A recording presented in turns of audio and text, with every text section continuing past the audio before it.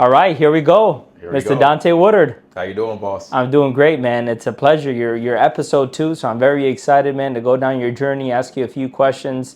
So let's start from the very beginning. Yeah. Where were you born and where did Okay. you grow up?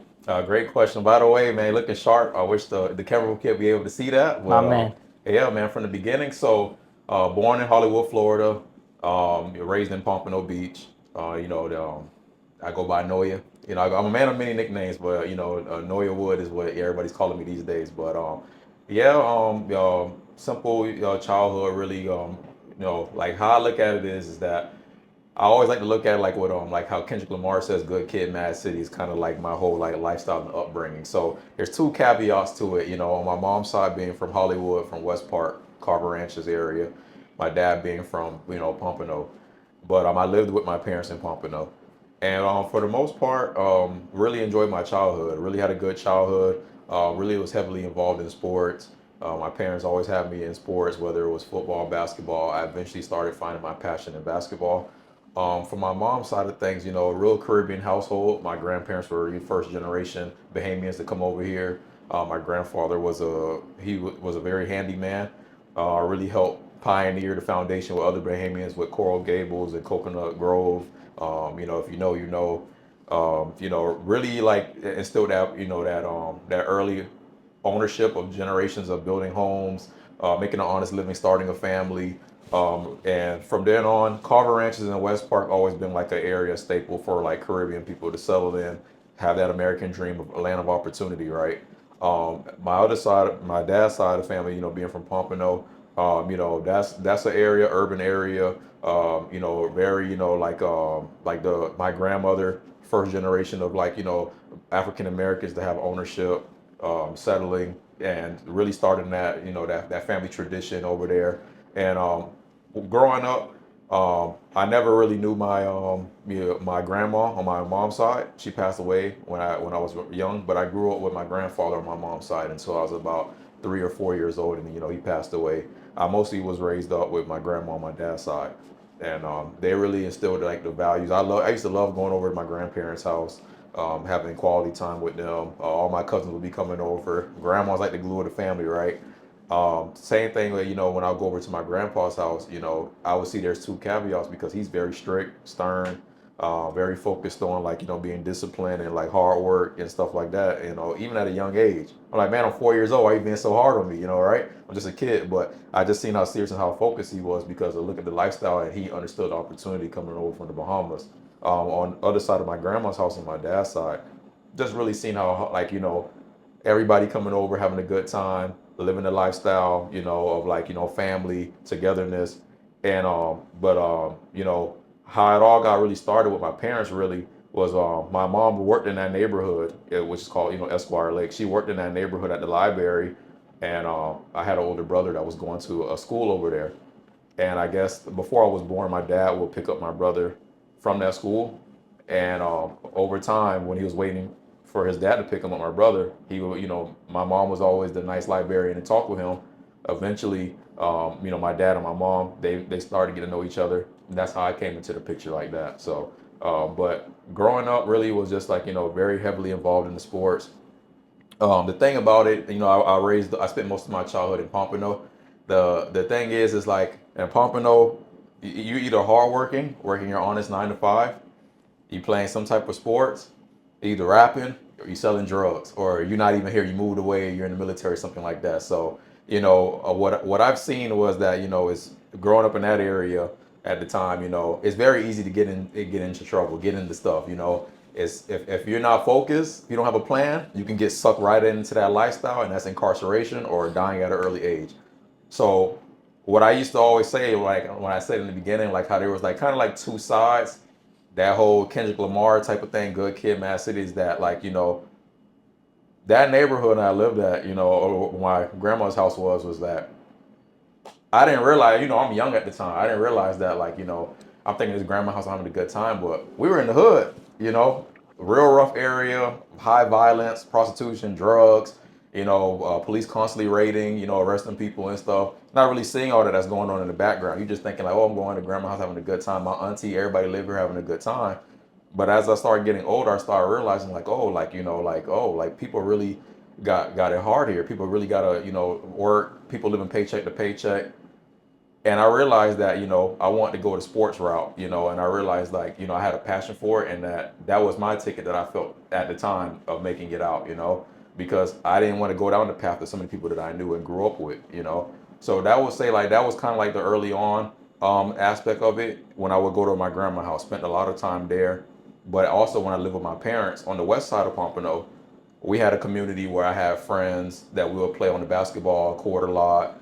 And even though basketball ended up being like a sport I really love, we used to play everything: football, tennis. We would, wrestle, we'll box. Just all the different friends coming around, just getting together, and I think that's where that competitive nature really started coming in. It's just by sports, just focusing on sports so much, like because I just the culture in South Florida is Hmm. very, people would just play sports, it's a melting pot. So what one friend does is the same thing that, you talk to another friend, he might do something different. Right. So even though like, I grew up, in Pompano, it's a melting pot here, just like how Miami is or how Palm Beach is. I had so many friends that were from different backgrounds, different religions, and that's what kind of helped me view the world differently. So you're at grandma's and you said that growing up, like you just go to the house and you don't really know that it's in the hood. At what Right. age do you start to realize that, man, this neighborhood's a little different than the other neighborhoods? So that's a great question. So I would say probably like around like probably like the fourth grade, fifth Fourth grade. grade. Yeah, really on like I'll be seeing like my dad will be dropping me off to my grandma's house just to come hang out, and constantly just seeing like like police and like I'm like, man, I don't really see this like when I go to like the other side of town or go to my go up north. I mean go down south to go to Hollywood. It's always seems like there's helicopters, there's always something going on. And then you're constantly seeing like people starting to get arrested. I'm like, oh, what's that and all that. You learn, okay, what police officer is, what good and bad is. Hmm. You instantly start seeing that, and at some point you start things start clicking together. Like a lot of times people don't realize how like smart kids are just being observant. See, I was always quiet, but I was very observant growing up, so I could tell like, okay, like what are they doing over there on the corner there? Okay, they probably gambling, dice playing and stuff. Okay, what are they doing over here? Okay, they probably selling and stuff. And like I never looked at it like it was a bad thing. I just Hmm. looked at it like, okay, that's just the way of life. People just that's just what they do with their time. You know. And then you just start seeing like like the trauma that came with it. Like how a certain person in the the community would get arrested and stuff, or how that would drift the family and cause conflict, and that person gets arrested and stuff. Then that stuff will happen in my family, and I always was like people always say I had an old soul. I have an old soul for my age. Always thinking wise in the head. I would just be asking my grandma when she was alive just a bunch of questions. Hey, what's this? Why do people do this? What does this mean? What does that mean? She's like, boy, you ask so much questions, man. Mm. Like you always asking me all these questions. But she would be telling me. Yeah. My grandma wasn't like, oh, like here's some cookies and stuff. She would be telling me like, if there's a gun in the house that somebody left in the house, this is what a gun is. Don't ever use this. If you Mm. use it, you go get shot. It's common sense. Oh, when you go outside, you see that person like that's that can barely walk and that person's homeless. That person made bad choices. Hmm. Oh, what's bad choices, grandma? It's when you do this and that and the third. So I really owe it to my grandma, my granddad, my dad a lot because they really instilled into me right away. There's choices people make. It's good or bad one. You gotta live with the consequences. So I really instilled that, and my parents too. When I would go with them, oh, my grandma told me this. Like, is that true? Yeah, it's true. Okay, yeah, like look. And then one day, my dad worked for the city of Pompano for many years. We used to love taking car rides around the city. My dad was a military guy, was very big into geography, and we would just ride around town and stuff. And like you could see in Pompano, if there's many different sides on Pompano. There you got east of Dixie, you got west of Dixie. It's still Pompano, but it's very different aspects and dynamics to it. So we would just be riding and like just picking his brain and stuff, saying like, oh, this certain part of the neighborhood is a good area. This certain part of it is a bad area. These are places you have no business being at. Don't be there. So just realizing that and understanding that, you start seeing that, okay, like people have choices. But then at the same time, when it came to my grandma's neighborhood, I realized that at that point, this probably really isn't the best neighborhood. And bro, my mom was working in that neighborhood. So as you're getting older, I'm like, man, like I want my mom to come home every night. Is she good? Like, like she's working at the library outside. There's shootings, there's drugs and stuff coming Mm-hmm. on. Imagine like my dad always pick up my mom sometimes. She worked late. My mom's getting out at 9. We can't even go and pick her up because the entrance is blocked off by police because they're looking for somebody. That Wow. happens so many times, or you're going to, sometimes me and my cousins will walk to my grandma's house, to my mom's house. You're walking. There used to be a lot of alleyways and back roads in Pompano back when I was growing up. You see a person sleeping, but he's not sleeping. The guy's actually dead. A homeless person. He probably overdosed off of drugs or something. You're seeing this as a young kid growing up in middle school, fourth. Like I said, I'm in the fifth grade, fourth grade, seeing this stuff kids shouldn't be seeing. Right. So, and a lot of people I know that grow up from like these urban cities and stuff around the country, you grow up fast than most kids do because just the things that you're seeing. Right. So just seeing that early on, I knew like, okay, like this is inside grandma's house. Yeah, we're having a great time. We're having family reunions. We're coming together. I'm having a blast. But you can see outside, people don't ever really leave this neighborhood because they just don't know any better, and it's just like a cycle or repeating of bad decisions. So I knew that early on, and my mom knew that as I got older, that keeping me involved in sports was so important because Yeah. idle mind leads to complacency and bad decision making. Just getting bored and just being around other bad influences can easily rub off on me, and that's why sports was just like my way to just get away from things, and like that carried on from middle school. And I would say once like my grandma passed away, uh, that was really like really no point to really being around there so much, because like I said, grandma was the glue. Um, After that, you know how it is usually, like especially like in the African American community, when someone who's a rock and foundation of the family passes away, it's very hard to keep it together. And unless someone makes that decision, that's definitely a goal that I have in mind to bring that bridge back.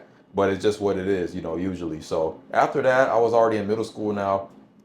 Like I said, and the friends that grew up in my mom's neighborhood, my mom and dad neighborhood, we were very close friends. I became with these guys, and just being together and playing sports and locking in was really just something that I really just had a passion for. I mean, I was just so busy with sports when it came for travel ball, whether it was spring, fall, summer, winter, you name it, I was playing some type of sport. So really didn't have time to really like get into stuff. But you're seeing like the friends you grew up with in like certain neighborhoods, like whether it be Hollywood, Pompano, you name it, and Broward in general, your age, you can see how like they're not focused. You can Mm-hmm. see how easily early on they getting into, oh, now such and such smoking now such and such doing this now with some type of scam, and now he fighting now he getting involved in juvenile and stuff like that. You see that because they just had too much time on their hands.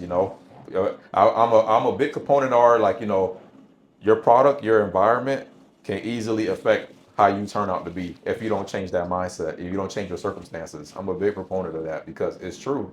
If you're not focused, if you're hanging around people that aren't aligned with your values, you can easily get caught up in that mess. And what elementary school did you go to? So I went to Cypress Elementary. Okay. Elementary school was great. Really, really instilled that. I had a great time in elementary school. But went to Cypress. Middle school went to Rickers Middle School in Oakland Park. Around that middle school shift was when I really started noticing like my mom like and my dad was really like, okay, like it's very important after elementary school what schools he go to, because we noticed a Gotcha. certain trend of, and nothing's wrong with these other schools in the county, but it's just a common trend that we're seeing. Like if a kid's going this way and hanging around a certain group, he's going to turn out this way and be this way. So instead of going like to like other schools up north, my parents were like, no, we're gonna have him go to a different school. He already has friends that he's been playing, football and sports with. Let's have him ride out this way. So, Do you recall any teachers that stood out to you growing up? um, yeah, I have two teachers in mind. Definitely one teacher being Miss Katz. That was my first grade teacher. Um, then why she stood out to me is because she always looked out for me. I used to do aftercare for pretty much first grade to fifth grade, and Miss Cass always made sure, like even after I didn't have her anymore at the first grade, always checking on, making sure my grades were good. How was I? Just looking after for me. If anytime like I wanted to, talk about like, oh, like math or studying or tutoring and stuff, she was always there to help me out with that.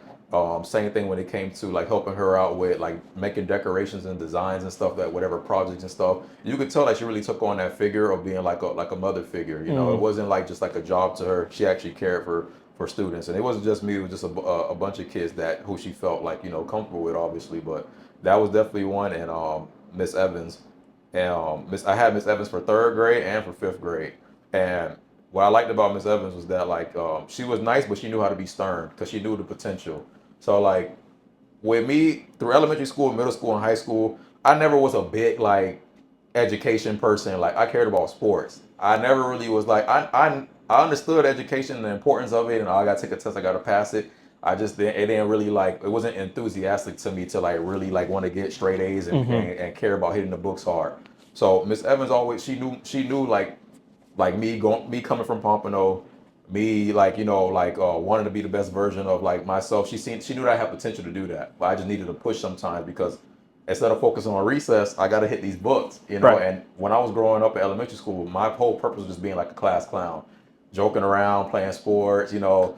Let's talk to girls. Let's like you know we don't care about that like these books and stuff. And like she knew that like you're not gonna play sports if you don't hit these grades. She really started like instilling like you know she knew like there was like a non-negotiable when it came to sports with me. So she knew if she can use that, she got me.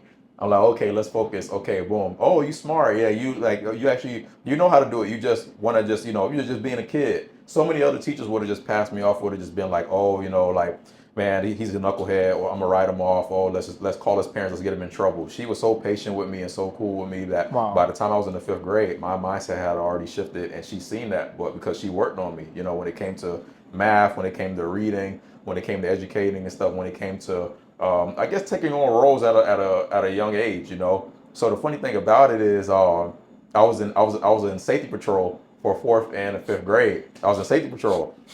So You were one of those. yeah, I was definitely one of those. So, and the whole thing was like I didn't really care about like you know, giving people like stop running and all this and all these rules. I just wanted to, safety patrol people were always cool to me because they can get out of class. They have a special perks. They were able to walk around the whole school during the mornings and the afternoon. That's why I wanted to do it.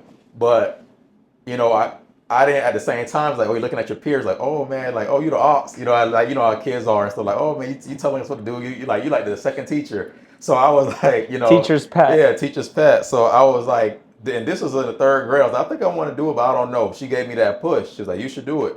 So fourth grade came, I ended up doing it. It was fun. It was cool. Like I always been an easygoing guy. I always got along with people, all my peers that I went to school with. But it's funny because later on in life, what we'll get into how that end up playing like a effect on like something that's like from safety patrol, planted that seed all along in the future. It's kind of crazy. But yeah, definitely Miss Evans and even Miss Drew, my fourth grade teacher. I'll say Miss Drew because she just had that energy. Energy means like energy is so important. I realized that later on in life. If you have a negative mindset, you're gonna be a negative person. She always was somebody that was like, man, this lady always like, man, it's 7 in the morning, we tired. She's always full of life. Don't matter what the subject is, no matter what the topic is on school, she ready to teach and she ready to learn it, and like you know, educate us on that. And she definitely was somebody who helped when it came to grammar and writing. So, like I said, my mom worked in the library. She's a librarian.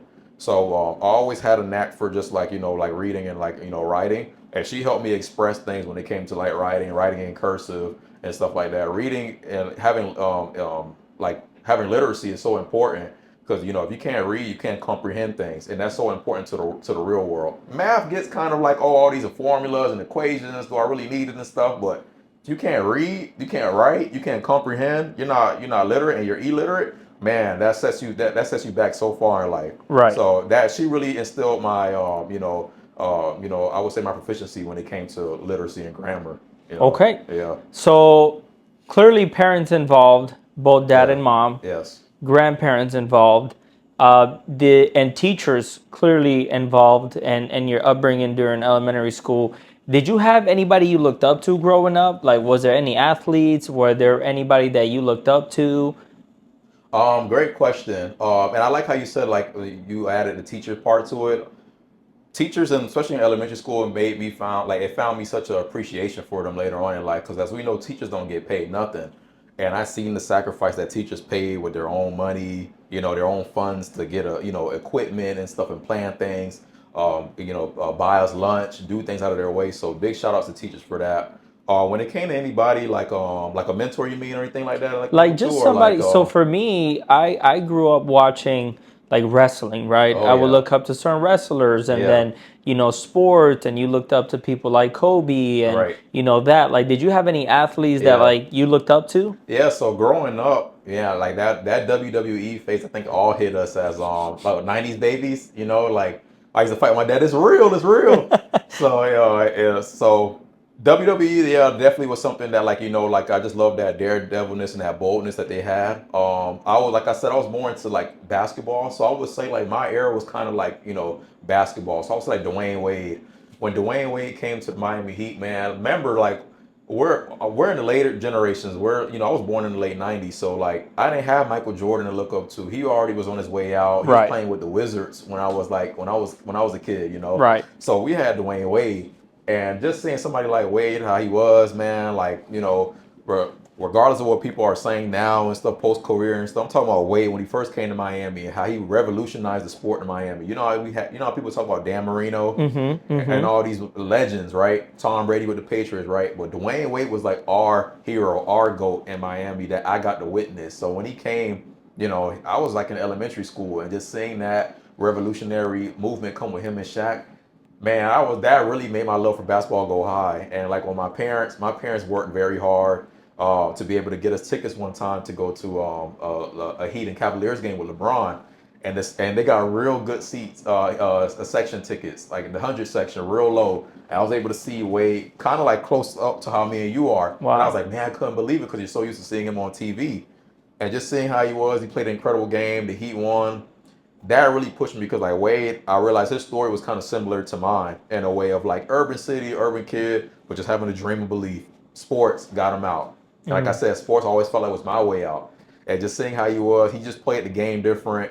I imitated my game after him. I used to wear number 3 all the time whenever I played basketball for every season that I played it and stuff. And then I switched to number 2 to have my own identity. But Wade was definitely one. Outside of sports, I would say honestly, my parents, bro. Believe it or not, because I never was somebody that really like at the end of the day, like I'm not the type of person to really like look up to, even though I was young, like celebrities, actresses, and all that, like the fame. That never really pushed me because like at the end of the day, like that was a role that they have going on. I'm a person that's very realistic and in tune into like my world and my surroundings. So like at the end of the day, I looked up to my parents because they took a chance on themselves to bring me into the world to be a parent, to work hard. They never made any excuse. They always provided a roof over my head. They always provided food. They always made sure that I was safe. I was comfortable. I got things that I wanted. I would say I grew up kind of spoiled in a way. They didn't go overboard with it, but they gave me the lifestyle that any kid would ask for. Really.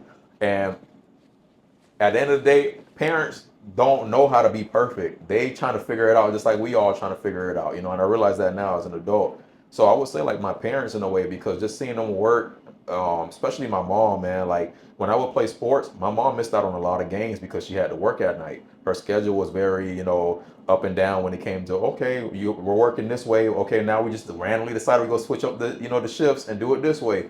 And but my mom always made sure that I had shoes, I had equipment when it came to traveling. That was always paid for. My dad always took me to every game, and I know my dad worked hard out in the sun. I know he worked very physical and demanding job.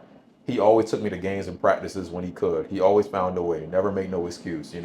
Always made sure that I was working on my game and getting better. So I would definitely say my parents was definitely somebody that I look up to in a way because like when I was growing up, seeing other kids that I was friends with, their parents weren't around and made excuses or kind of gave up. A father or mom probably gave up on the family or something. And it was, grandma had to pick up the role, pick up the slack. It made me so grateful to know that my parents stepped up to make sure that I have the lifestyle that I want to live and that they were there for me. Mm. I never took that for granted.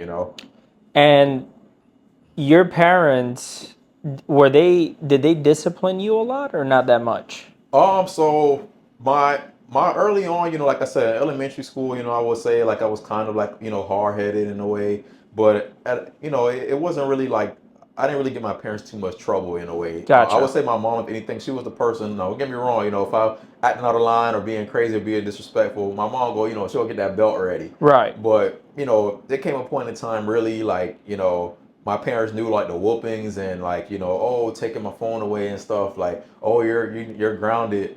Wasn't really going to mean anything to me. But my mom found out what it did though. Sports.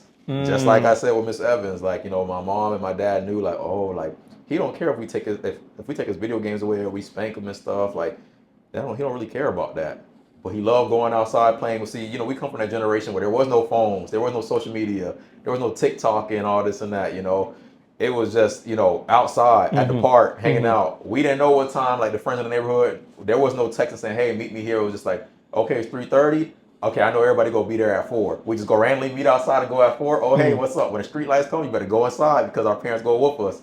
That's how it was growing up. So my parents, like, they knew, like, dang, like, man, we took the Game Boy away. We took whatever his wrestling toys. Like, he don't care about that. He's still bad. Like, what is it? Oh, he like playing basketball. Oh, he love going outside. He be having the time of his life.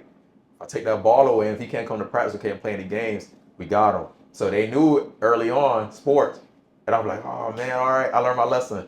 They got me. So after that, middle school, like middle school, I was a class clown, especially 7th grade. But after like 8th grade, really, I started locking in, and from that point on, I really didn't give my parents any hard times. Really, I was just really just like I said, focus.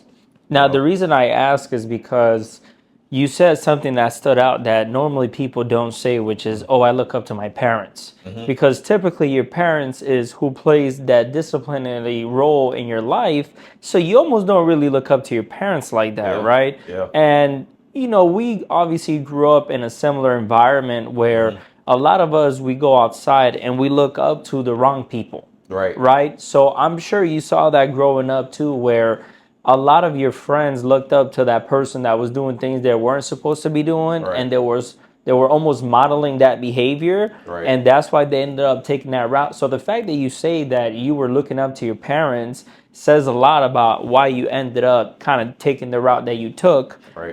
So okay, so elementary, middle school, high school. Now you graduate high school. Where do you graduate from? So after high school, I graduated from Monarch High School. So you went to Uh, Monarch High School. yeah, well, high school, I had an interesting roller coaster. So ninth and 10th grade, I went to Northeast, which is in Oakland Park. Okay. Was playing basketball there. Then 11th grade, I was homeschooled and I played ball for Calvary Christian. And then 12th You were grade, homeschooled. yeah, I was homeschooled for a year. So I enrolled too late for Calvary Christian. So school season was already getting ready to start. Didn't want to go back to Northeast. Really was trying to, like I said, pursue the basketball career. And I had a good friend. We were both deciding like, hey, let's lock in. Let's go play ball for Calvary. He got enrolled a little bit before me. I kind of missed the deadline, and I was like, I already been working out with the team all summer. Let's find out a way. I found out that I can play ball with them still if I homeschool myself, and I was homeschool 11th grade year. Wow. Yeah, So, so how was your experience at Northeast freshman and sophomore year? So Northeast, I actually enjoyed Northeast, believe it or not. But just when it came to the opportunity, so at Northeast, playing basketball for their program, they have a really good program back at the time. Like the basketball program, we weren't a team that was going to win states every year. Like we had real good competition with Ely, Dillard, Boyd Anderson. We playing some real powerhouse schools.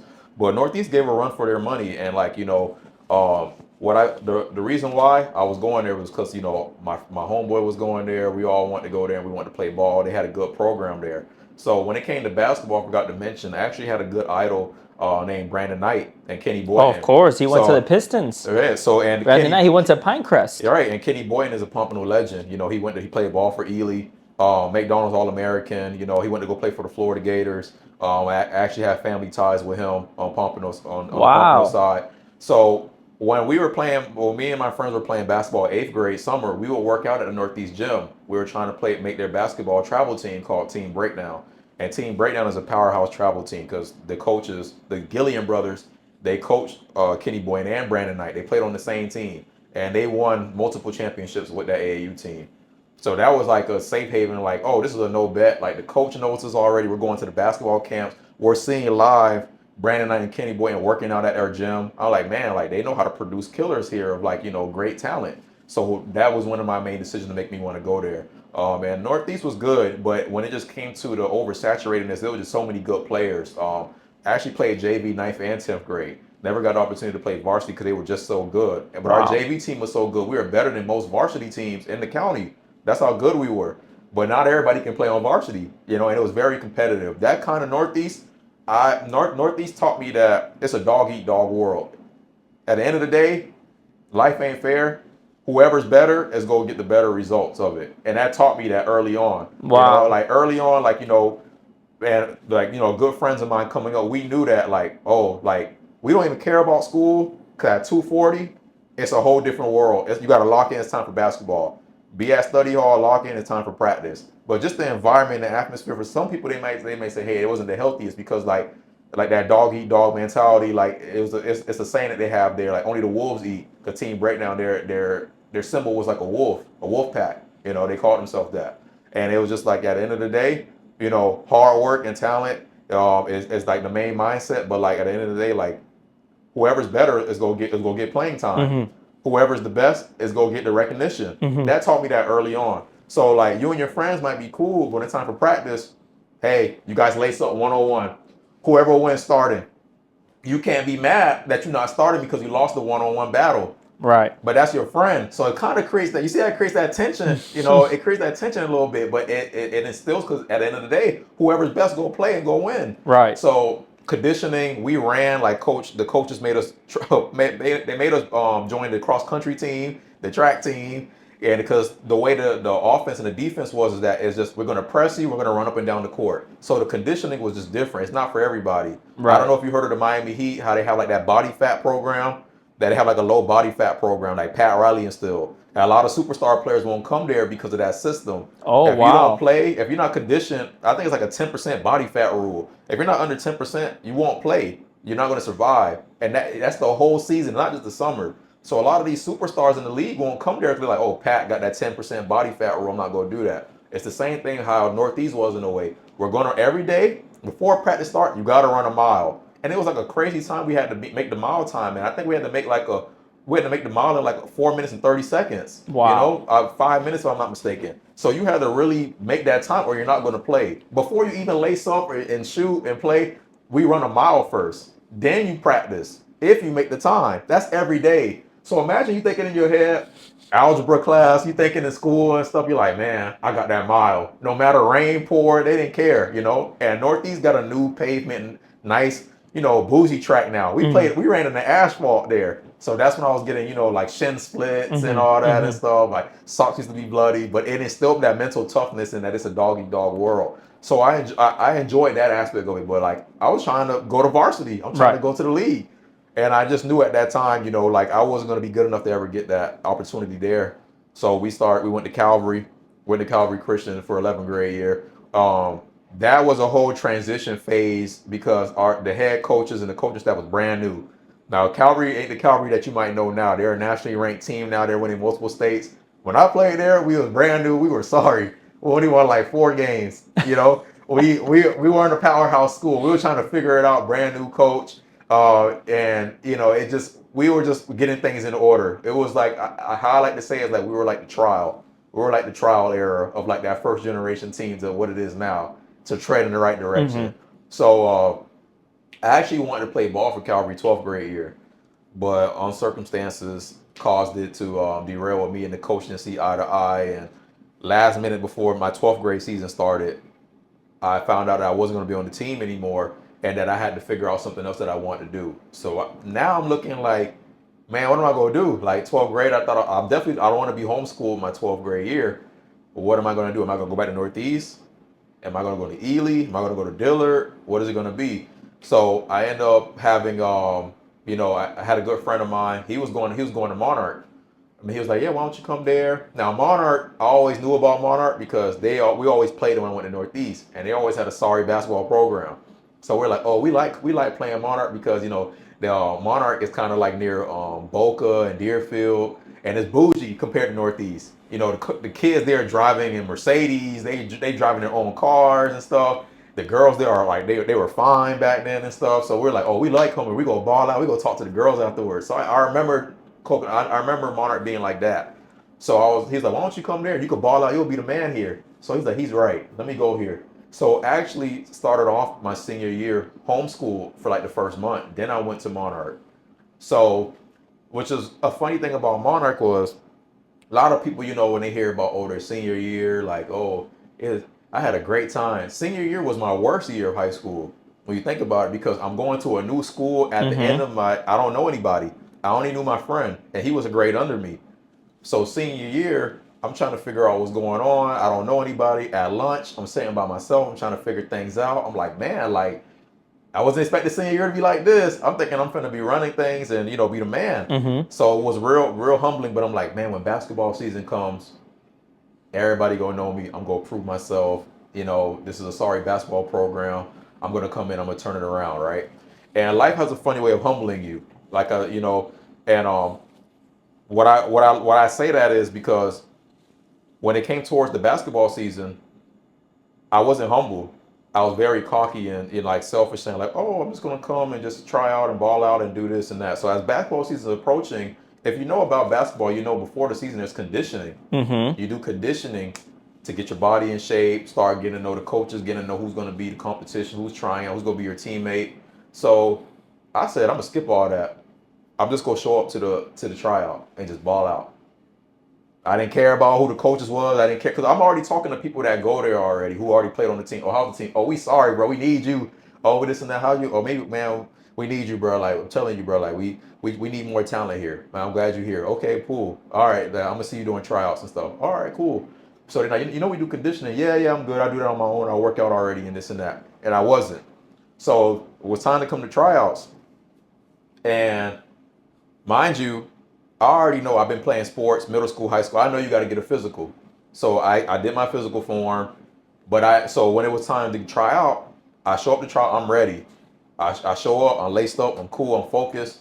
I noticed that the coach is asking for the waiver for the physical, but he's asking for like another pink slip. That's like it comes something to do with like eligibility that a parent got to sign and all this, then third. It's another additional paperwork that I didn't have. So I'm like, I only got this one paper from my physical. What's all this other stuff? So I'm like, man, it must be Donte. So the coach is like, I turned in. He's like, where's your other paper? I'm like, oh, I didn't know. He's like, what do you mean you didn't know? We've been talking about this like for like months. Everybody need to have this, and the third. Oh, I didn't know, man. I was just like, I'll get it to you tomorrow. He's like, no, I need it today because if something happens to you on this court when you're trying out, I'm going to get sued. I don't want your parents suing me. I don't want the county firing me. It's a liability issue. So I was like, oh, okay, well, like, you could vouch for me. Like, I'm good. Like my I played basketball for these other schools and stuff. I've been playing, already. I have varsity experience. I have travel ball experience. I'm good. And he's like, okay. He's checking what I'm saying. He knows the coaches that I'm talking about and stuff. He's like, man, you should know better than. He's like, dang, like, I'll tell you what. He was like, I normally don't do this, but look, this is what you could do. Go up to the front desk if somebody's up front, like an administration office.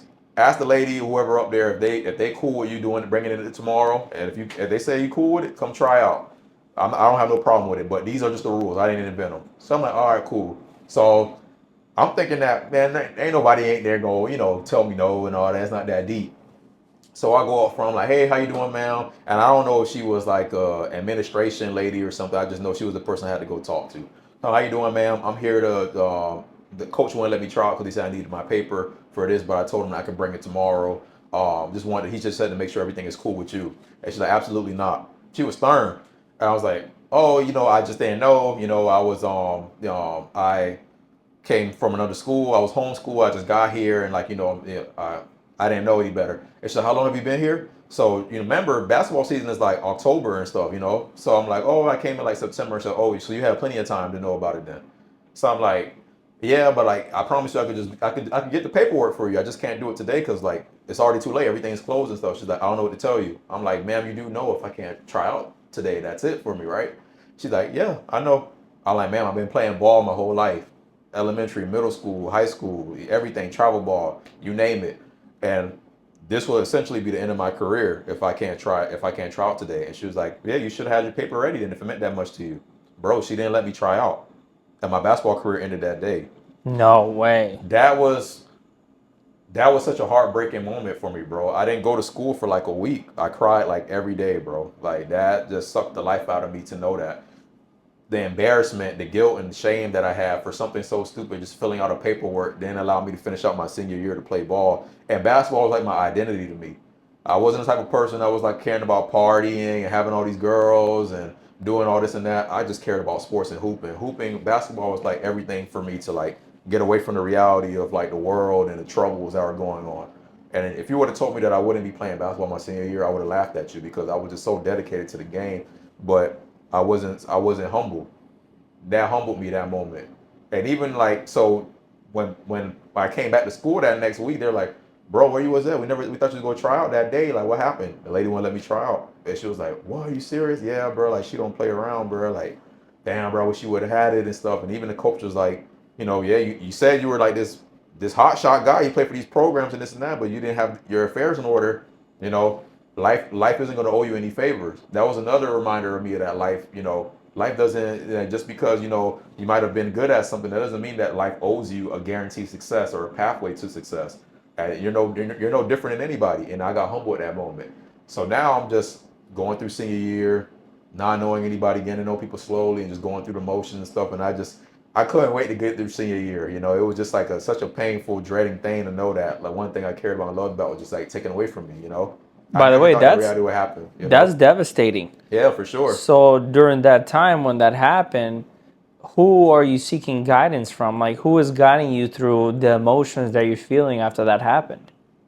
Um, I definitely had some close friends in my circle. Definitely had a close friends. Um, I would honestly say that was a dark path for me. That senior year was just something that I wasn't really reaching out to people for. It was more like a coping mechanism in a way of like, um, hanging around with people just to, that like partying and stuff. Just hanging out with the boys and stuff and like just kind of numbing myself. It wasn't really just like, oh, like having somebody like for guidance for answers with. It was just more like hanging around people like, man, don't worry about that, man. Hey, we throwing this party, or we go hang out, or we go do this, or we just go just hang around and chill. Don't worry about that. So that mindset, like that right there is like, or I kind of said like that was like my numbing phase in a way where I was just like trying to just like numb the pain in a way. Because like, my parents were just like, hey, that's life, you know, That's what your parents said? in a way, yeah. Like, hey, as life it happens, like sports, eventually the balls go stop dribbling. You want to have a plan A, B, or C anyways, Start preparing for adulthood. You want to have a plan. So I do credit them for that. I do feel like in life you should have a B, and C type of plan. But they did understand how much sports meant to me, It meant everything to me. So I would say, but like my senior year was mostly just like, on a way of just like not being aligned right, just really just numbing the pain when it came to just like, habits, hanging around, the wrong crowd and just like hanging around close friends too, just chilling and just like hanging out, mostly. I wasn't focused on like the sports anymore like that. I would say it was like kind of like a bad breakup with the sport that I never really like got a chance to really like heal properly from when you think about it, right? Because it was just like, all right, boom, high school, now it's life. Now it's time for adulthood.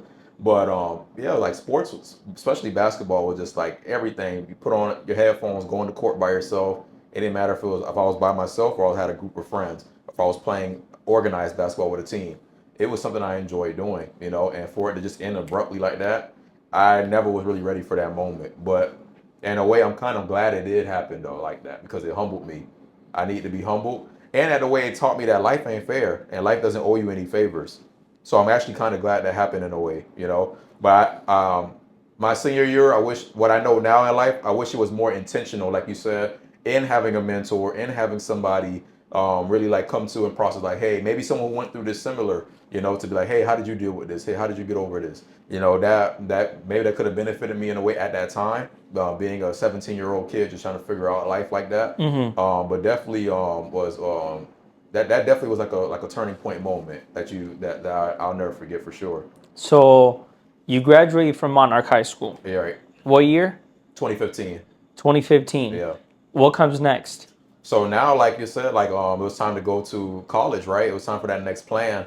And by that time, I was already kind of figuring out what I wanted to do. I always had a knack for like investigating and figuring out things, especially when growing up. Like I said, growing up in Pompano, I always like, man, why did this happen? Or, why did this person get arrested? Or how did they do it and stuff? And like, just, I seen so much crime and seen so much law enforcement activity. It got my mind kind of racing as to why people do things and how did they do it. I love problem solving.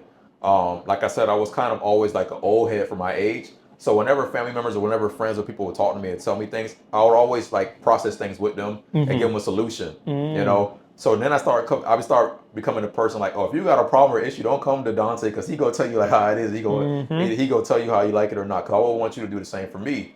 So I always had a plan B, and that was something like when it came to like I would say like forensic science, CSI Miami and stuff. I started watching that a lot. First 48. I used to watch like those shows with like my dad a lot, my mom a lot. A lot of type of like crime solving shows. And that's when I really realized that, okay, I want to go to school for crime scene investigations when it came to that. And that's where I went to Kaiser University. So the thing I like about Kaiser University is that it's like an accelerated program where like whatever major that you want to focus on, you go to that class and you take that class every month. So you like, let's just say for example, like you want to do nursing. You go into school for nursing, but this portion of it for a month will be radiology. The next part will be like anatomy. The next portion will be like procedure work. Every month is focused on your major. So that's what I like because it was career focused based and it's accelerated. And to look back at it, like I'm glad that I went there because I ended up meeting my wife there. Now my wife and I wasn't like college sweethearts. We were just friends at the time. But how I look at it is like, certain people come into your life for a reason. You just don't know what their role is until later on. But I ended up meeting my wife in there. And at the time, we were just 18-year-old, 19-year-olds just trying to just study for our midterms and for our exams. We were just, always joking around, always having fun, good energy, a little flirting here and there, but it was nothing really serious. At that time, she was already in a relationship with somebody else. I was already doing my thing, living a single bachelor life and stuff, enjoying life as a college kid, right?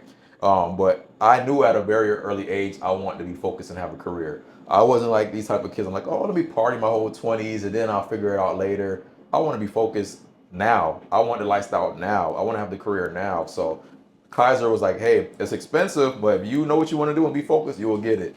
So I ended up getting I ended up getting my associate's degree, and around that time, now you're in college, so like that's when you want the car, you want to you want to start having some money now, Mm-hmm. and so it's starting to become a man. So that was like around that time period I got my first job at Foot Locker. So remember, I've been playing sports my whole life. My parents, I thank them for giving me the opportunity to never really need to play or work a job. It was just focus on sports, good grades, do what you got to do. So working at Foot Locker was cool, but the pay sucked.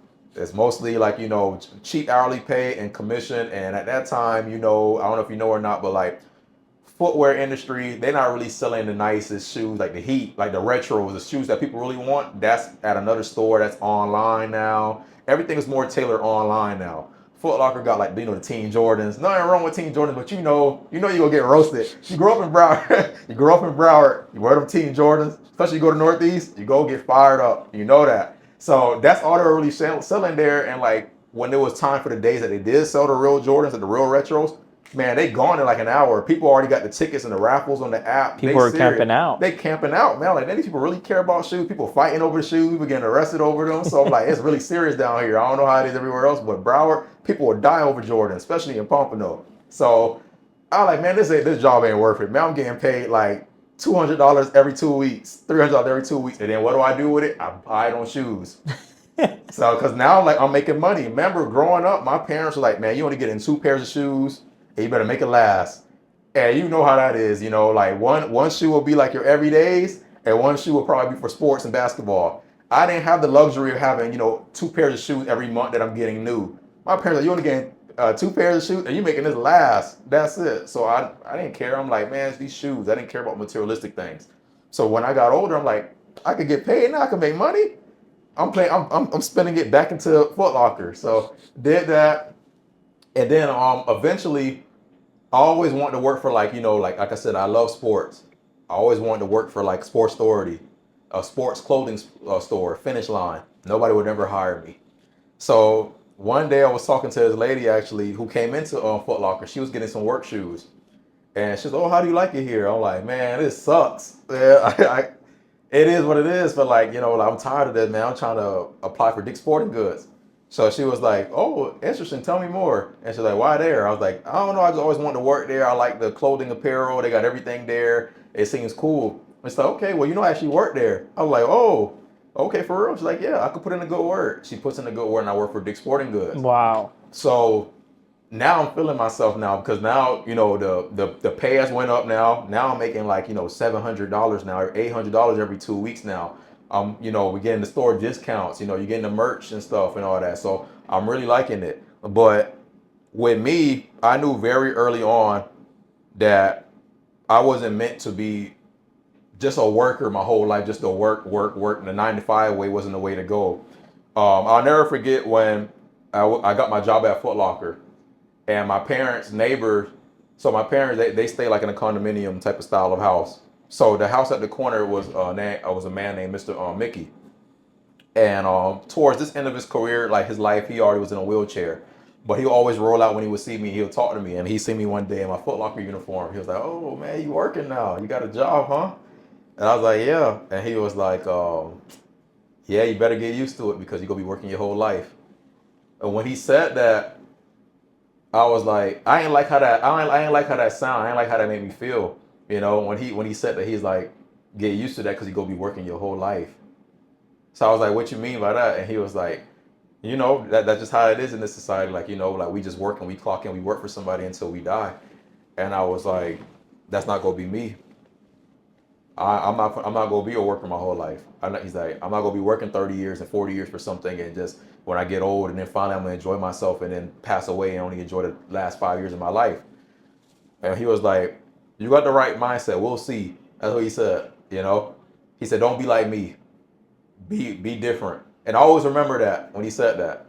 So, but I understood he wasn't saying in a malicious way. He was just saying like he just don't know any better. Like that's what we taught. Go to school, work, go to school, get that degree so that you're able to work for somebody. We always been taught that. We never been taught to be your own boss, be your own entrepreneur. Right. So I always kept that in the back of my head just growing up. So when I went to Dick's Sporting Goods, mind you, I have my degree now in crime scene technology. I applied everywhere. Like the whole state of Florida just to get a job with my degree.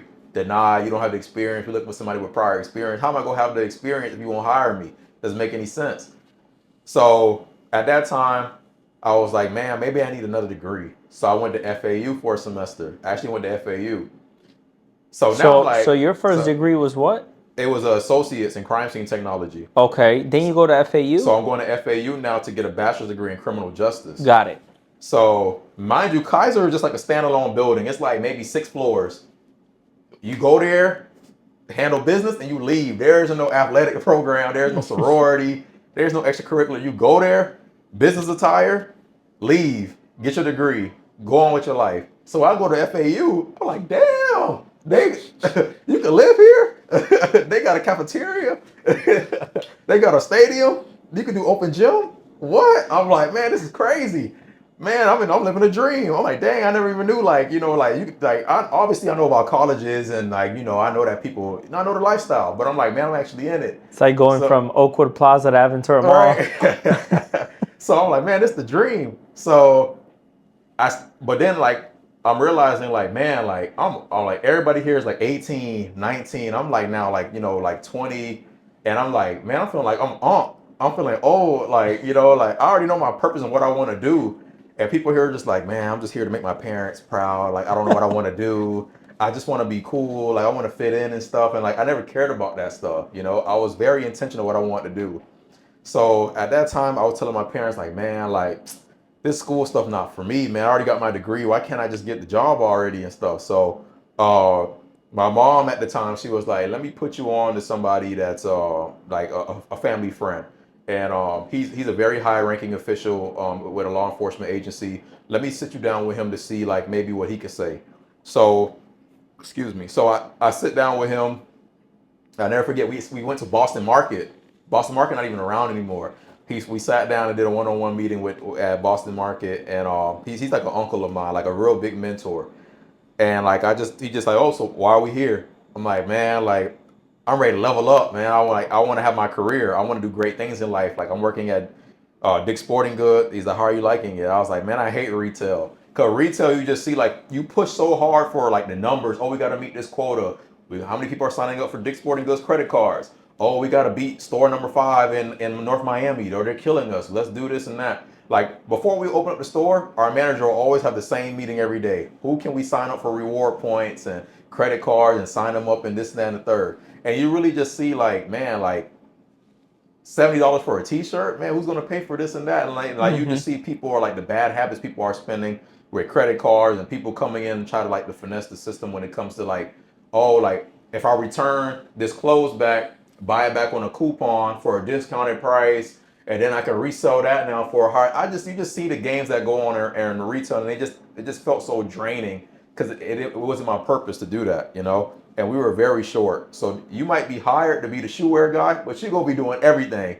You work in retail, you're gonna be doing the golf department, you're gonna be up front in the register, you're gonna be in the back being a stock boy, you're gonna do everything because it's just a team thing. I knew that's not what I wanted to do, you know?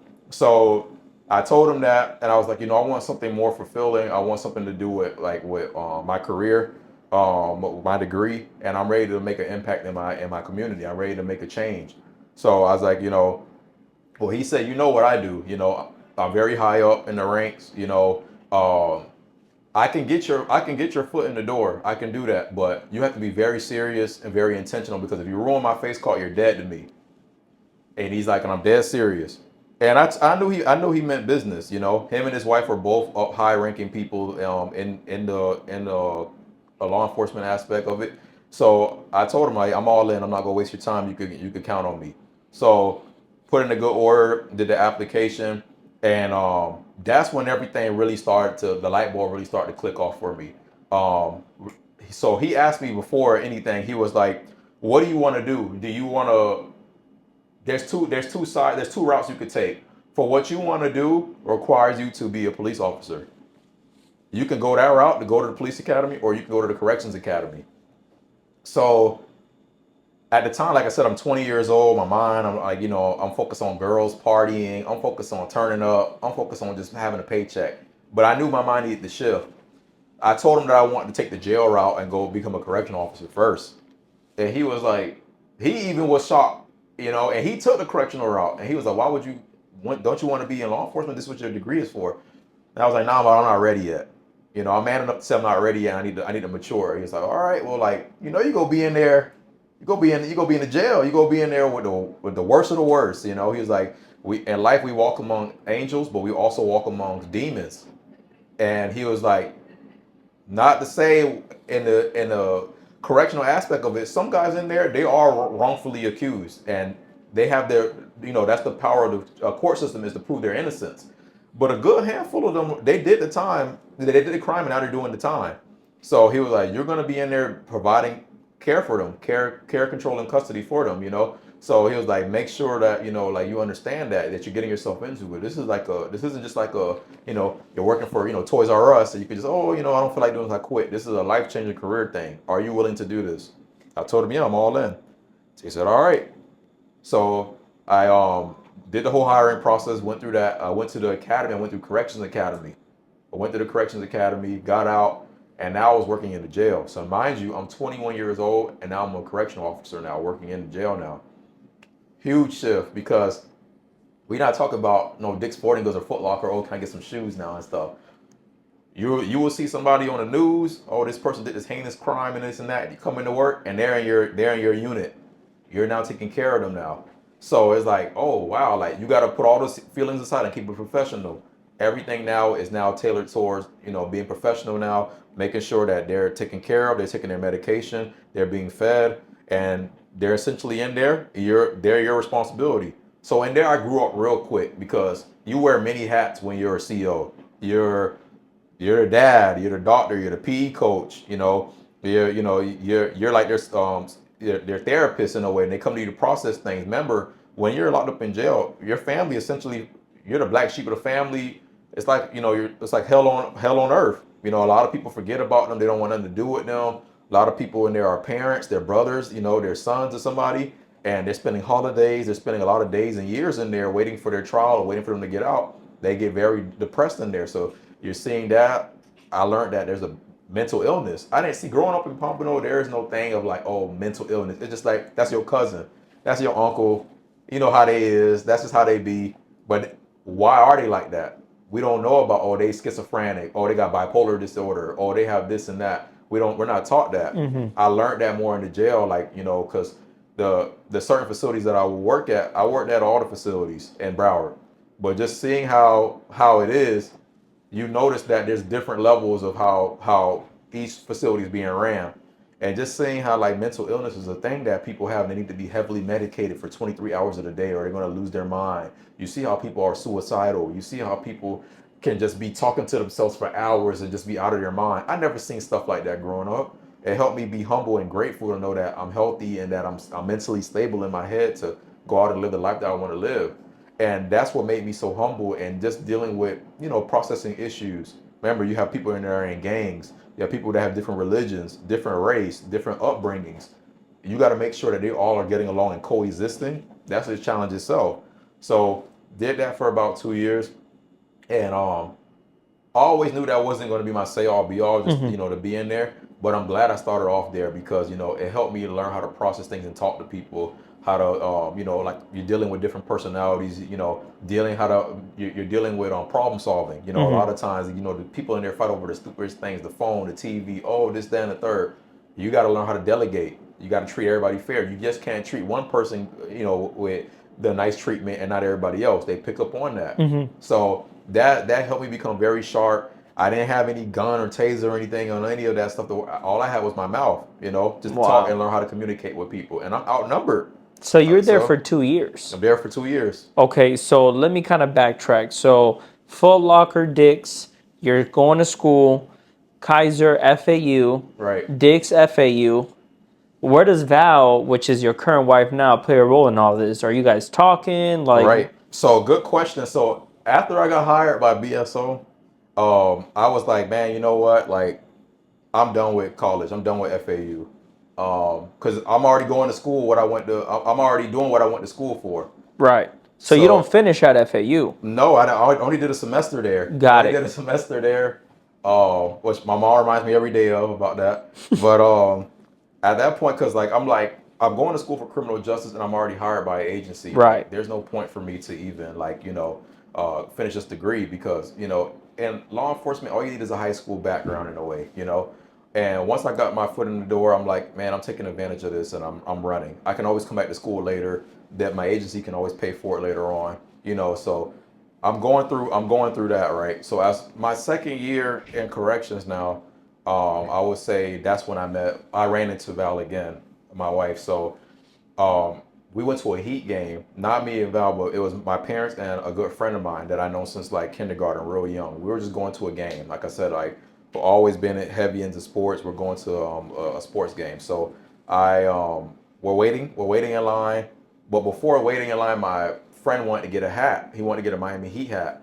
So in front of the Heat arena, there's like a brochures and a bunch of merchandise that you can get when it comes to what you want, right? So as I'm waiting in line, all of a sudden I hear someone say Donte, and I'm like, what? I look, and it's Val. And I'm like, oh snap, what are you doing here? And she was like, oh, like I'm working. She was at the time working for Clear, and Clear is like a biometric company that works at the airport usually. You use like your fingertips or you use your eyes to skip the line, to skip pre checking. So they also go to sports arenas like the Heat Arena and the Dolphins games. So when I saw her there, I was like, oh man, like dang, how long has it been? Like the old man, it's been like probably like 2 years. I know, like dang. And she was like, oh, like what are you up to? I'm like, oh, I'm in law enforcement now and stuff. And she's like, what about you? Oh, I'm doing this and stuff. Like man, I'm like, man, so good seeing you. We chopped it up. I'm like, are you single? Are you still in a relationship? She's like, no, I've been ended that. I'm like, oh really? And she's like, what about you? I'm like, yeah, I'm single too. So, my friend and everybody's here just seeing this, like, oh, like let's connect, like let's reach out and stuff. And it's funny because like after that, we started talking, getting serious, and we never really left each other's side from then on. Wow. So what are the odds that happens? I always look at it, that's pretty crazy because like, what if I never went to the Heat game? Wow. I probably wouldn't have ran into her again because Val at the time was living in Miami. I'm living up north, in Broward. We wasn't really like ever really going to cross paths like Bro, that. that's The chances would have crazy. been very slim. So that's where, Val kind of fell into that gap during that time, Wow. towards the end of like my career in corrections in a way. So then at that point in time, like I said, I pretty much already felt like I got enough training and knowledge and experience, and it was kind of time to take on the next step. And me and Val talked over it. Me and her were getting already serious at that point. We were moving and living together, and I felt like it was time to take the law enforcement route. So You know, okay, Kaiser, that's when you first meet her. absolutely, yeah, yeah, Then kind of life takes different paths and you yeah, don't see each other for 2 years. yeah, Then you see each other randomly at the randomly, Miami Heat game. yeah, You start conversating, boom, boom, boom. You start talking again. yeah. How long after that were you guys like, okay, we're going to be together and we're going to be serious? So I would probably say like maybe 2 years after that, because by that time we started living together after probably like after like a year. Um, we always knew that like we were going to be together for a while, but like it started being really intentional like 2 years into our relationship, I would say. Wow. Um, So you guys are that's a like a year kind of just, dating. You're very going out yeah, on because dates. mind you, like me and Val got serious like at like 22, 23 years old. What are people doing at that age? They're partying. Yep. They're living life. Right. They're not focused on settling down. So me, I already had my career in place. Val was moving up the ranks in clear. We were pretty like serious on relationship wise, but we wasn't really aligned. We wasn't really aligned, right? A lot of partying, the early on stages of us Mm-hmm. going to South Beach, spending money on credit cards. We're making good money, but we just wasn't aligned and focused. We didn't have God and faith in our life. Mm. We just wasn't focused and aligned right. So during that time period, was when COVID happened. At the same time, I'm going back into the academy to be into law enforcement. So at that point in time, the world is shut down too. So we're like, man, what's going on? Are we even going to be around? What's going on? People getting sick, people passing away. What's happening? So it seemed like the whole world was paused except for our careers. Law enforcement, they don't care if it's rain, snow, hail, if it's a hurricane, it's a pandemic. It's a 24-hour, 24/7, 365 operation. You go work. Same thing we're at the airport. The airport is not shutting down. You're gonna go out there and you're gonna work. So we still was working and living life, and like everything seemed like it was at a discount. Still was partying, living life, having fun.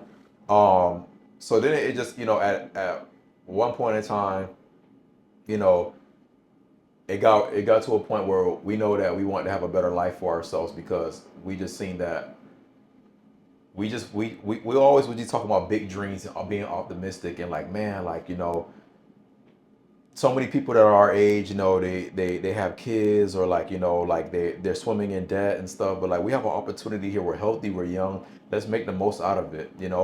She has humble beginnings just like how I have humble beginnings. And like, if we put our mindset together and the belief together, we can really move mountains. We can really have the house that we want, the lifestyle we want, and just be focused. So at that time, I was going through the academy. I took on that leadership role of being like the head person in my academy class, right? And taking on that challenge, something that like I never like really did until I was a safety patrol person as a little kid. So taking on that challenge will really like instill that leadership role into me. Like, why not me? I've been through an academy before. I can do this. I can do this again. Challenge myself. Always the type of person, like, I don't like being comfortable. I always like challenging myself, because I know through challenging yourself, you're going to be pushed to your next level. So I went through that. Val seeing me grinding, hitting the books, the world, it's like all crazy. People having COVID left and right. I finish and I graduate, and now I'm out into the streets now, working on the road now. So then was like a whole different dilemma now, because you're not in the street, you're not inside anymore, you're out in the streets. So now I'm serving and protecting and stuff my community. And at that time was like, another challenge, because like there's levels to like before they don't just throw you out there until you're on your own. There's a whole bunch of training phases and stuff that you have to get on to and pass before you get on your own. So going through that, Val seen me challenge. She seen me take on challenges with that, get to my next level, finish that. Now I'm on my own now. She's seeing the stuff that's going on. I'm telling her like, we have life good. I'm going out here and I'm helping families that are struggling. They have no lights. They have no food in the refrigerator. People, they can't make ends meet. They got to get evicted. We have it blessed. We're healthy. We're young, and she understood that. And that point in time was like, we realized that like we were meant for more. We just didn't know what it was. Very early stages on. That was the very early stages on. But we always flirted with the idea like, man, we can have a business, but like, what should it be? So Val actually started up her business first when it came to entrepreneurship. We always knew entrepreneurship was something that we wanted to do. Val's mom was a big entrepreneur growing up. When she was young, she had her own clothing store in Miami. She used to have her own clothing store in Colombia. My wife's originally from Colombia. She always been a hustler. Me always tried to figure out what I want to do. I just didn't know what it was, but that will come later on. So that point on, Val ends up leaving Clear, and she goes through a series of jobs. She goes through a series of like, things that she like just trying to find a job and try to make ends meet. It wasn't working out for her at her previous job, and while me, I was slowly like getting my experience on my law enforcement side of things. So it came a certain point in time when we out, helping Val accomplish her dreams and stuff. It came a point in time where I wanted to do the same thing for me and come up with my type of thing too as well. Well, at the same time, other opportunities were coming up for me in law enforcement, right? When it came to maybe joining possibly specialized units.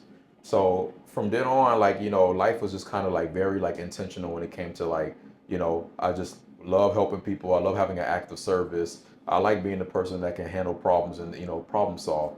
So at that point in time, I started dabbling in maybe like entrepreneurship roles that I can do. I just didn't know what it was. I was thinking maybe I can do real estate, maybe be a basketball trainer, maybe open up a car wash business, do something.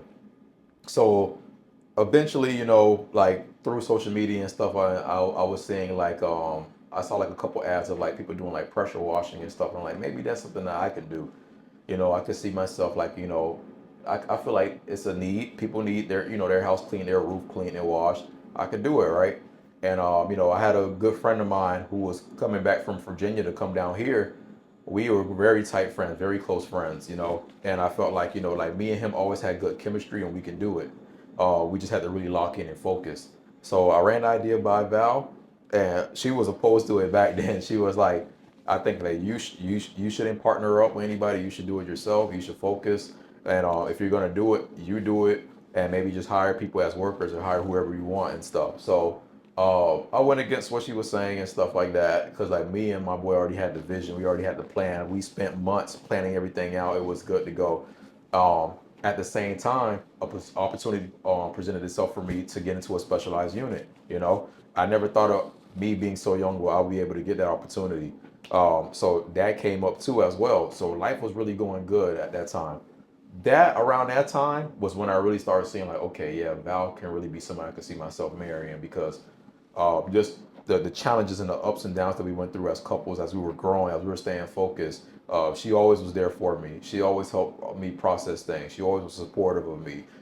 Me and her never really got into fights and arguments like that. If we did, we quickly resolved it. We knew to let the ego aside to grow, giving each other ultimatums and stuff, non-negotiables.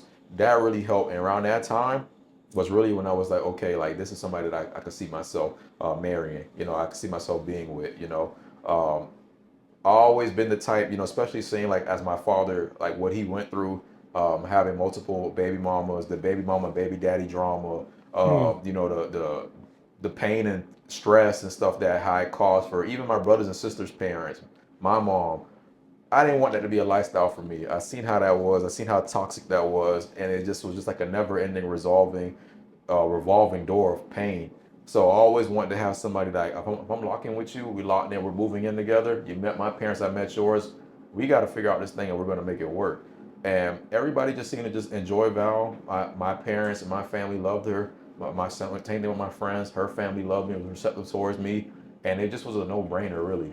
We got along. Like I said, I think the great thing about it is that we were friends before anything else. In college, me and her were very good friends. We never in a million years would thought we would ever be together. But life has a way of doing that sometimes, for sure. Life has its way of panning things out like that. So then you guys get married.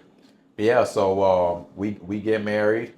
Um, that was we had such a great wedding because it was planned our way. We always believed that we're not gonna have no $40,000, $50,000 wedding. We've had some friends, we had some family, also on my side of the family that I've been a part of that had some very expensive weddings, and it's like, man, like that money could have went towards a house, it could have went towards a business or something funding. We always wanted to make sure like, hey, like we want the wedding to be like a dream, not a nightmare. Mm-hmm. Plan that right, and now we're rolling now. Like we're in a good headspace. Even before we got married, that year before we got married, we really got closer to God and going to church, going to Vu's church in Miami. That really aligned everything right because before we didn't have God or anything aligned in our life. We were just like living, sinning, doing what we got to do, and Mm-hmm. it's just like, all right, well, we love each other, so that's what it is, right? It wasn't. God really helped us process things. Some people go to therapy, some people, seek counseling. Religion and church and God was that for us. Being around other couples, being around other God-fearing people, being around people who are servants of the Lord Mm-hmm. Mm-hmm. was something that really helped us, and that made us very closer too in a way. So we get married, and now Val is doing her thing in real estate. I'm doing my thing in my career. I'm in a specialized unit now. I'm seeing things now at a different level now. Now I'm dealing with high crime, high type of problems now going. It's no longer little petty stuff anymore. These are big deals. These are big problems. So it even keeps me more humbled now. 'Cause I'm like, and Broward, man, and in Tri-Cape, like Palm Beach, Miami, Broward, you just see like people die over the most saddest and the most unfortunate things. It's like how people value like life here. It could be like almost like sad in a way because like it's Mm-hmm. just like over $10 someone had to lose their life over a disagreement, over an argument. Y'all couldn't sit down. Oh, over this, over drugs, you just see that and it's like, man, like life comes quickly before you know it. Life comes and goes, and like it makes me so grateful to have purpose in life. So many people just live life just to live. Mm-hmm. In a way, it's like you're dying to live. So that made me more grateful. But at the same time, I owe it all to my career in the beginning because it helped fund us our lifestyle, it helped put a roof over our head, it helped us travel and see the world. Um, but like I said, how I've always had that mindset, always got to strive for greatness and always challenge yourself. And I felt like that wasn't enough. It was cool. It was cool, but it wasn't enough. And me and my wife both felt that wasn't enough, and we needed to push ourselves in that. We wanted to have the lifestyle. We wanted to have kids. We wanted to have a house. We wanted to be able to have the envision, the lifestyle that we have for ourselves, retiring our parents. Our 9 to 5 wasn't going to cut that. So I really started brainstorming. Still, we didn't know what was going on. Like I said at the time, before I got married, the pressure washing business that I had didn't work out. Me and my friend, like it just didn't work out. We just wasn't aligned. We were in different headspaces. He had a lot of things going on the back end with his lifestyle. I had things going on. We weren't really aligned, right? The business didn't work out. It was very oversaturated. Everybody and their mamas knew a guy that pressure washed, and Mm. you trying to do a fair price. Remember, I have workers, I have equipment, I have a website, I got things that I have to fund. I can't do somebody's house for $30, Right. the price that they want. So I can't compete with somebody who they're going to pay that. He may not do the best job, but they don't care because they took the cheap route. So it was very hard. Had to lose that business. I wouldn't say that the business ruined our friendship because even that we had a disagreement, we butt heads. We still were cool after that. It just didn't work out, and we was able to move on past that. But that did leave a bad taste in my mouth. Like, man, like, because when I start a business, when I do something, I go all in. I don't play Mm-hmm. around. I don't just like, oh, just do stuff. Like, you ever have that friend or know somebody like, oh, 1 minute they working for Walmart, then they working for Waste Management, then they in the Army, then they in a firefighter. Every month they got a new job. That's Yep. not me. When I'm locked in, I'm locked in. When I'm with one person, I'm with one person. It's not like, oh, like he's known for that type of thing. Mm-hmm. So I was like, man, like I had a failed business. Like, dang, that sucks, man. Like, this was my baby, ground up LLC. I did the design, the logo, everything, social media page. So now I got a bad taste in my mouth, and I'm like, man, I need vengeance. I need something that's gonna be purposeful and meaningful. That's gonna make me want to go all in. So I didn't really know what it was gonna be. So I was telling me and my wife was like brainstorming throughout the year, last year especially. Like, man, like, have you ever thought of like maybe we could do a business together? And she was like, oh yeah, like I think we could do a business together. I'm like, yeah, like, like 'cause a lot of times people say, oh, you can't, don't mix, business and pleasure, don't work with your spouse. But why not? You know, I look at like my wife as my life partner, why can't we work together? Why can't we figure out things together, right? We both are aligned, we both have the same values. We can do it. So she's like, yeah, what should we do though? We didn't know. We thought it was gonna be real estate because she already had a real estate background. Her mom had a real estate background. So I was like, man, like maybe something to do with real estate, right? So I thought I was gonna be a mortgage loan officer. Talked to a guy who was a good friend of the family. He was like, "Yeah, you want to be a mortgage loan officer? You got to go to school these days a week. You got to come here. You got to be locked in." It was like another job. I can't. I'm already locked in with my career, and that's very demanding. That's very time consuming. I couldn't take on another job. He's like, "Yeah, man, this is kind of like a full time thing. You got to really give a lot of energy and time in." So I'm like, "Oh, dang, that don't work." So we made a commitment to ourselves that we're like, man, like we realized that like a lot of successful people that we know, they have their own business, they have their own careers going on. Even dating back to when I was a kid, I wanted to tell you this earlier. So when I was a kid, remember I told you my grandma house, right? Mm-hmm. So in that area, that's called like Esquire Lakes in a way, but across the street is a community what's known by other people. It's called 1800 Block. You know, Kodak Black made it very popular. The projects is right there, Golden Acres. That convenience store is called 1800 Block. My dad had a very small apartment behind that, and it was very small. It was like a triplex, but it was 3 units. Each unit had a one bed and one bath. And I remember at the time, I was like, "Oh, like, Dad, is this your house?" He was like, "Yeah, this is my apartment. I'm renting it." I'm like, "What does rent mean?" You know, I told you I asked a lot of questions when I was young. He's like, "Oh, I pay somebody to be able to have this, like, to stay in this space temporarily." I'm like, "Oh, who owns it?" He's like, "Oh, Mr. Rabbit." The guy's name was Mr. Rabbit. I don't know. We always called him Mr. Rabbit. I don't know if that's his real name or not. But he's like, "Oh, Mr. Rabbit does. He owns this, and he owns the one across the street." It was another triplex. So I was like, "Oh, Mr. Rabbit must have a lot of money." He was like, "Yeah, when you have your own business, you make a lot of money." I was like, "Oh, like, I want to meet Mr. Rabbit." I'm like 5, 6 years old until I want to meet Mr. Rabbit, right? And that was my dad's landlord. So he takes me to Mr. Rabbit's house. So Mr. Rabbit actually stays in Esquire Lakes or Kai City. He stays in that neighborhood. He has one of the biggest houses in Kai City. And Pompano is pronounced Collier City, but we call it Kai City.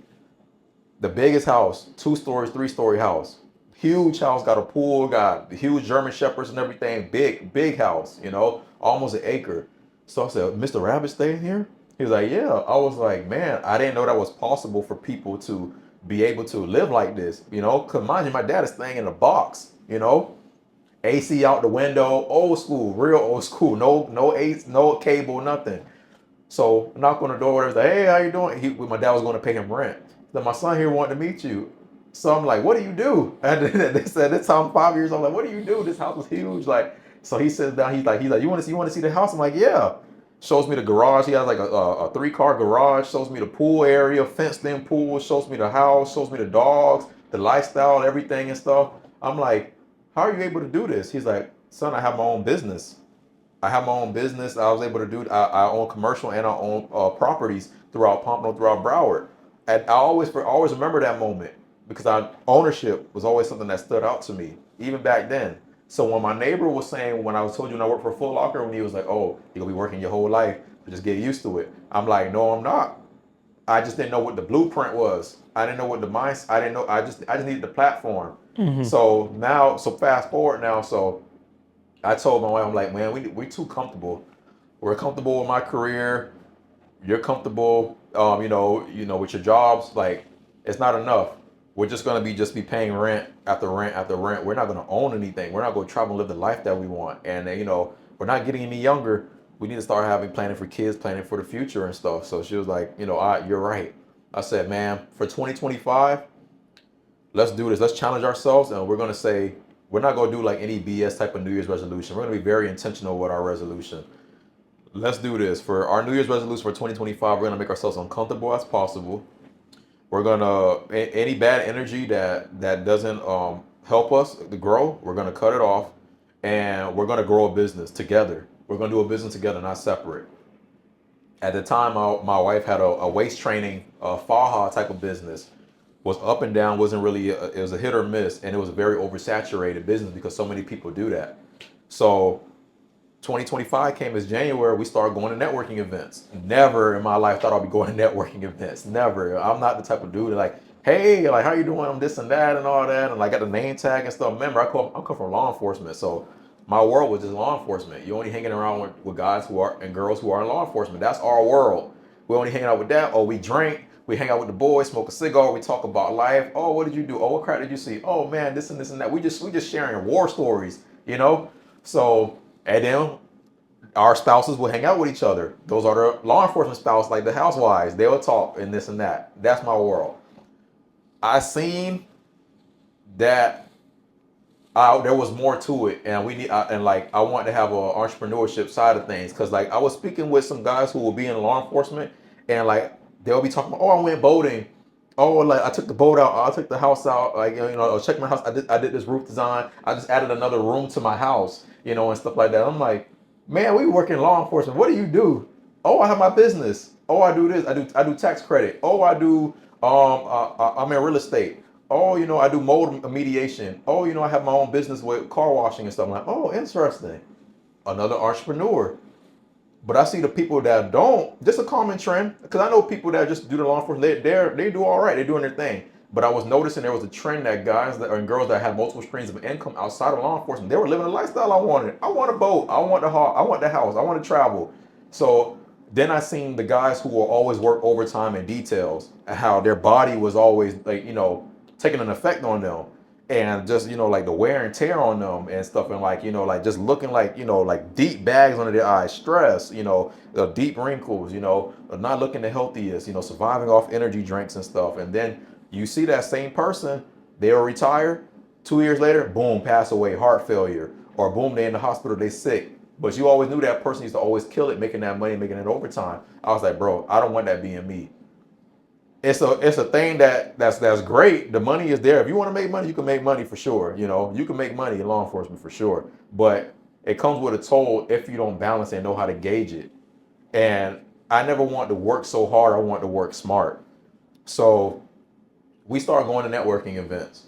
So then early January, never forget it, early January 2025, Val went to a networking event. I had to work late night. I couldn't go with her. And she was like, oh man, I met this incredible person named Carlos. He was sharp. He was very cool. And he said they're gonna have an exclusive networking event we should come to tomorrow in Fort Lauderdale. At first, I wasn't supposed to go with Val. It was supposed to be another friend of her who was a real estate agent. She was supposed to go with her. But the girl, for some other reason, she couldn't come. So she was like, man, I'm just gonna go by myself, or maybe I'm not gonna come. Mind you, I had got off real late that night. I got off at like 3 in the morning, So part of me was like, man, just sleep in. It's Saturday, man, just sleep in and just chill, man. Watch some, maybe watch, the games. But then part of it was like, that little voice in my head was like, remember what your New Year's resolution said, challenge yourself, go to networking events, be around people that are make you uncomfortable to make you better. So I'm like, I'm going. She was like, what? You didn't get any sleep and all that? I'm like, I don't care. Like, this might be my biggest blessing. So before you continue, yeah. is there anything on Mr. Rabbit? Do you know anything about Mr. Rabbit? Like, Is he still around? I think Mr. Rabbit's still around. Yeah, I think he's still around. I haven't talked to him in years, but what I know now, who I am now, I definitely have to do a meeting with him. I definitely have to meet up with him in person. I would love to meet Mr. Rabbit. Yeah, definitely. We definitely have to go and plan that. We could set that up for sure. So I knew that this was going to be a multiple part interview, just because there's so much knowledge and storytelling with you. And we are an hour and a half in. Wow. By the way, it felt like 20 minutes. Yeah. So it hasn't even felt like an hour and a half. Wow. And the reason I wanted to stop you right there is because what comes after that is nothing I want to rush through. Right. It's something that I want to dive deep into. Of course. Because what came after that Saturday morning, I think it's a lot that we can go down. For sure. So we're gonna do this part A. Let's do that. And part B is going to be coming very, very soon, so we can go more into depth. So I appreciate you. This was amazing. By the way, I learned so much about you that I didn't know before. Right. And I can't wait for people to listen to this first part and leave that room of curiosity for the second part to come. Nice. So Gotta appreciate you, my man. Appreciate you, my brother. Thank you, man. Yes, sir.